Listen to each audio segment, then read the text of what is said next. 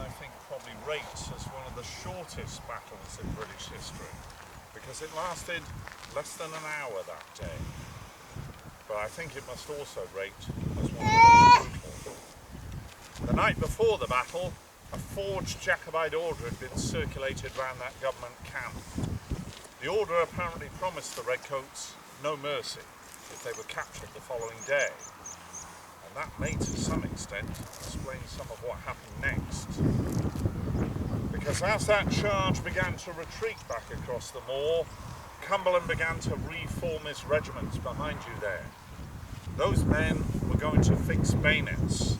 They were going to move across this area, stand on the Jacobite line on the far side of the field there.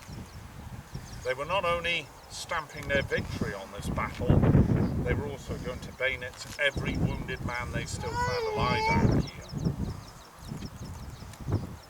Now today, as we can see, many of these graves around us are quite large ones. The burials took place probably about 3 or 4 days after the battle, mostly by local people and the townspeople of Inverness. What we're actually looking at here today is really the Victorian commemoration of the site, the clan grave markers and the memorial cairn over here.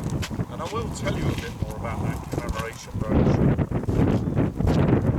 Bearing in mind, we're probably standing in amongst something like 1,500 men buried in the grave pits around us. The largest one of those must certainly be this one, Clan Macintosh. It extends from the stone of the frontier to the one at the back, as you can see, but there is also a section behind you on the other side of the path there as well. The total length of this grave originally was something in the region of 54 yards. Now this is a very large grave, this one. What I'm going to show you now is quite a bit smaller, because we're going to have a good look at the grave of the government dead.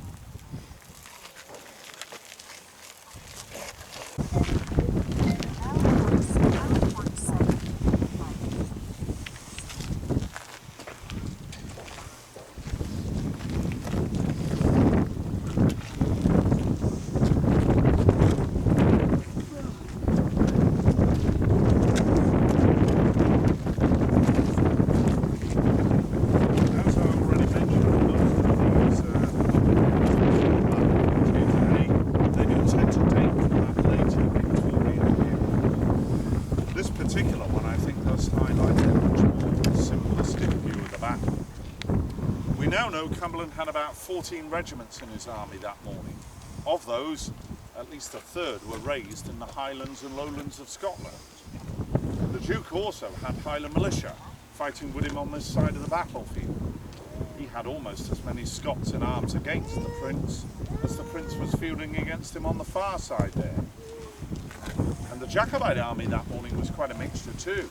French, Scots, Welsh, Irish, English. So this was very much a civil war. We estimate Cumberland lost something in the region of 50 men from his army that morning. And it was always believed those 50 men were buried somewhere in this area. But there has been a lot of archaeology done around here recently. And as yet, they've not actually found a grave pit here at all. But what they did find were 2 small burial pits. They're on the government line here, just to the left of that red flag. And the general feeling is those are most likely the graves of the government troops that died here that day. Now I'm sure Cumberland had plenty of wounded men in his army, maybe 200, 250, and many of those would have been dealt with in local buildings, perhaps very similar to the old Leonac cottage behind me here. So you have a battle that morning lasting less than an hour. Cumberland, he's likely to lose a maximum of 300 men from his army. That's less than 1 regiment. It's not much of a comparison with the Jacobites over there. They have certainly lost at least 50, almost 40% of their army. Quite a contrast to the numbers. Now we're going to go up to the cottage now, and we will get a much better view up there. Once we're there, I can tell you a bit more about what the notorious for. That's really the aftermath.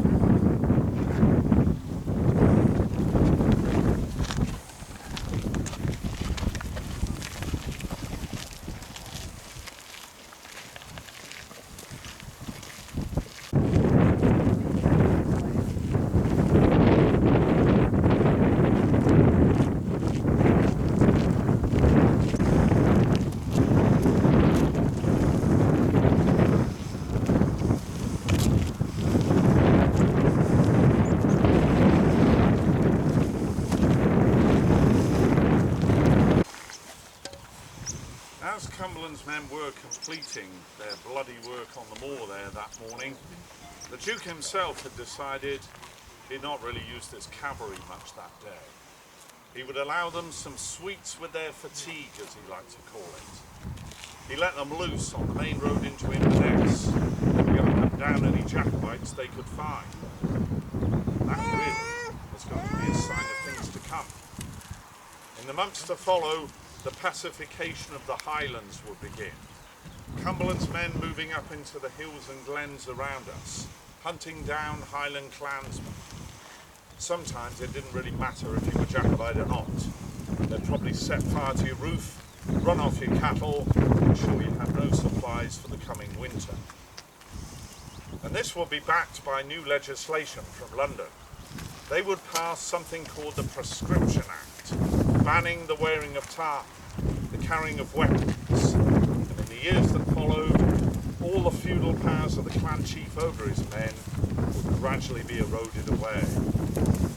And of course all those measures were aimed at the Highland clan system, the seat of rebellion the Stuarts had always used here. Now we're going to make our way back towards the visitor centre now, folks, but before we go inside, I'd just like to stop at the memorial wall there just for a couple of minutes.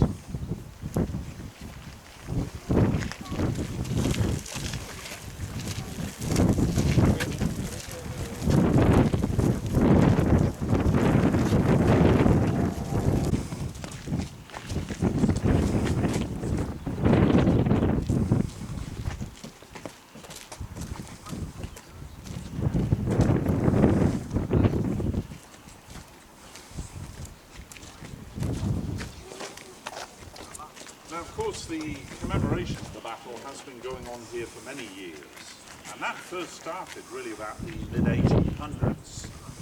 That's when Duncan Fawkes, the landowner at that time, first put that memorial cairn up in the middle of the field there. He was also the man responsible for the clan grave markers. I don't think we're ever actually going to know exactly where he got his information from for those markers. He could have certainly spoken to local people. Many of them may have been descended from the burial parties here at the time of the battle. But I always feel it's perhaps a bit more like the grave of the unknown soldier. The graves are out here, the stones with the names are there, but does it really matter if that stone doesn't apply to that particular grave? Today that commemoration still continues with this memorial wall on the outside of the new building. The wall has quite a few jutting stones, as you can see. And if you were to count these down towards the main door there, you would see there are 1,500, then there's a gap, there are 50. Quite simple. Today the National Trust for Scotland own most of the site here, and much of this land has been obtained from the Forestry Commission in the early part of the 20th century, mainly by small private purchases and donations. They are still attempting to restore the land to the way it was in 1746. We'd like to help with that work. I'm sure the best way is by becoming a member of the Trust, because that cash goes into preserving sites of national importance like this. But it also does go into new world-class visitor centres. I can have on that here today as well. That's the end of my big hard sell for the Trust, folks, and it's also the end of the sport for the afternoon. So I hope you enjoyed it, and I hope you enjoyed the rest of it.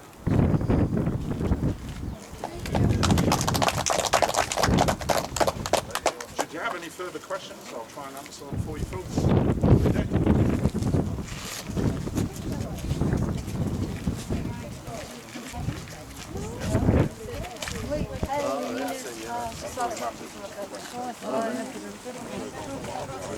Sorry.